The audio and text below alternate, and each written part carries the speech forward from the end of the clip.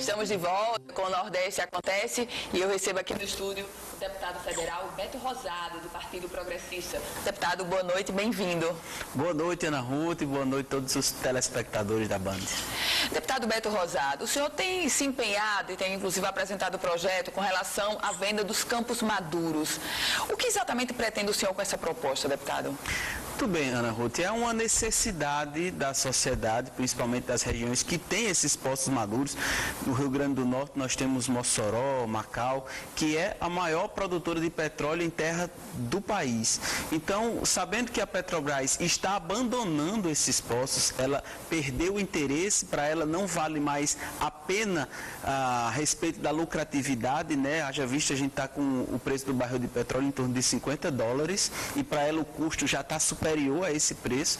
Então, ela abandona esses postos e isso deixa demissões em massa na nossa sociedade. A Petrobras demitiu aqui na região quase mais de 10 mil empregos.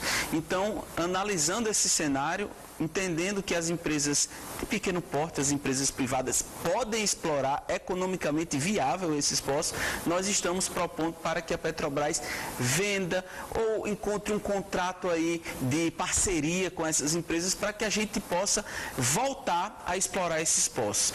Existe ainda muito óleo lá embaixo. Nós entendemos que a Petrobras explora apenas 30% das reservas, enquanto que os Estados Unidos exploram até 70%. Então, existe ainda um horizonte aí de 40, 50 anos de exploração desses postos. Então, entendendo que existe reserva, tem condição, tem viabilidade para as empresas menores, que têm um menor custo. Petrobras, grande empresa, muitas gerências, muitas diretorias, entendendo que as empresas menores podem explorar, nós estamos criando esse projeto de lei, que é o PL 4663 de 2016, para que se crie um marco regulatório de exploração com facilidades, infraestrutura, logística, para que as empresas possam entrar no mercado que foi monopolista por muitos anos pela Petrobras, que elas tenham a viabilidade através da venda, do refino do óleo. Então, entendendo essa necessidade do Rio Grande do Norte, isso vai gerar aí 30, 40 mil empregos num horizonte aí de 10, 20 anos,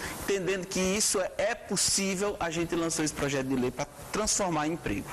Deputado Beto Rosado, essa semana a cidade de Brasília recebeu visitantes novos, que na verdade eu estou me referindo àquela grande comitiva dos vaqueiros, dos defensores da vaquejada. O senhor está otimista para a vaquejada ser regulamentada e não proibida de fato em todo o Brasil, como levou a criar aquela decisão do Supremo, deputado? Eu estou otimista, Ana Ruth. Eu acho que esse momento é interessante para a vaquejada, entendendo que o mundo está mudando e tem que se criar regras para se respeitar, para se ter bons tratos aos animais. Vaquejada de forma nenhuma é maltrato, mas para que isso fique para a sociedade com melhores olhos. Nós entendemos que a vaquejada, além de um esporte genuinamente nordestino, é uma questão cultural nossa muito forte. Houve uma ação desfavorável no STF, que foi a respeito de um projeto que tinha no Ceará e o STF entendeu que era inconstitucional. Então isso ia gerar uma jurisprudência muito negativa para a vaquejada. Então os vaqueiros se mobilizaram para que isso não se transforme em uma coisa pior e o objetivo principal nosso é que faça-se uma PEC lá na Câmara Federal para que se transforme vaquejada efetivamente num esporte, em questão cultural, porque vaquejada é isso mesmo.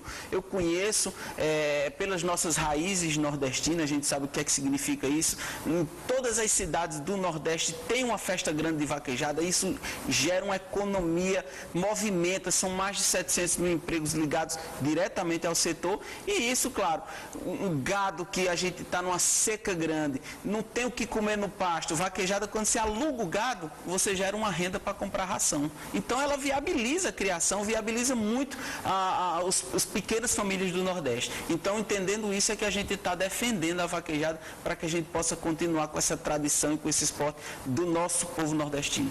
Deputado, o senhor participou de todas as reuniões da Bancada Federal do Rio Grande do Norte na discussão sobre as emendas ao Orçamento Geral da União de 2017.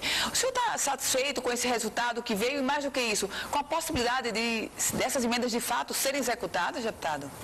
Ana Ruth, tradicionalmente o governo federal não executa as emendas coletivas e também nem executava completamente as individuais. Cada parlamentar ele tem direito às suas emendas individuais e umas emendas coletivas de bancada.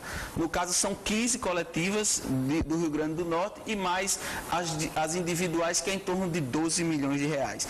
Então, as emendas de bancada nunca eram pagas pelo governo federal, mas agora o governo anunciou que as bancadas deveriam priorizar uma ou duas emendas para que o governo pagasse. Então, o governo, a bancada do Rio Grande do Norte se reuniu e, sob a orientação do Executivo, que isso foi o meu ponto de desacordo com a bancada, que foi a orientação que veio do Executivo, que nós priorizássemos Oiticica e o viaduto da Maria Lacerda. Eu entendo que essa obra estruturante que está no PAC para ser paga pelo governo federal, era para o governo se responsabilizar pelo pagamento. E nós, bancada federal, fôssemos escolher o que a gente acha que o Rio Grande do Norte precisa mais. Eu pedi à bancada para analisar a questão da saúde e da educação, que nós poderíamos colocar nossa emenda no Ministério e de lá nós destinarmos recursos para o Valfredo Gugel, para o Onofre Lopes, para o Tarcísio Maia, para o Hospital de Caicó. Esse era o meu entendimento. A bancada achou que deveria acatar o conselho do governo federal e vai colocar 224 milhões para Oiticica e viaduto Maria Lacerda. Então, no final, como não houve um consenso, todos convergiram para que esse conselho do governo federal. A respeito das emendas individuais, essas sim agora estão impositivas e todas as emendas que os parlamentares estão alocando, o governo tem obrigação de pagar. Ou seja, deputada, a bancada federal do Rio Grande do Norte avalizou uma obra que o governo, por si só, já era obrigado a fazer, porque é a obra que está no PAC. O senhor foi uma voz isolada na bancada com esse ponto de vista, deputado? Fui uma voz isolada, mas eu acredito que eu tenha plantado a semente, porque após as discussões, de eu ter levantado essa questão, os outros parlamentares analisaram essa ideia e disseram, olha, isso para o próximo ano é interessante e vamos ver se a gente combina de colocar dessa forma no orçamento. Deputada, a gente está quase chegando ao final, mas eu queria ouvir a opinião do senhor sobre o posicionamento do governo federal de simplesmente se omitir nesse pleito dos governadores do Norte e Nordeste para a recomposição do Fundo de Participação dos Estados. Olha, os estados estão, no dito popular, quebrados, né? Os repasses que o governo tem feito não tem dado nem, no caso do Rio Grande do Norte, nem para pagar a folha, a gente está vendo aí os atrasos, e está havendo a necessidade de que se faça uma mudança na questão monetária, na questão fiscal. E eu acredito que o governo não tem sido sensato. Eu acompanhei algumas reuniões com o governador Robson Faria, o deputado federal Fábio Faria, que participou também, que eles, como PSD, indicaram o ministro do Tesouro, Meirelles, né? E eu tive presente nessas reuniões e eu vi que houve uma falta de diálogo, e isso é ruim. A gente espera que o governo, a partir dessas medidas que está tomando, né, possa injetar efetivamente recursos para que se possa ter um regime de pagamentos, ter recursos para que se faça o mínimo nos estados, que é o pagamento da folha. A gente conversou aqui no estúdio com o deputado federal Beto Rosado, do Partido Progressista. Deputado, obrigada, boa noite. Obrigado, Ana Ruth. Se você quiser rever essa entrevista completa, é só acessar www.politicaemfoco.com, um site especializado na política do Rio Grande do Norte e do Brasil. O Nordeste Acontece vai ficando por aqui.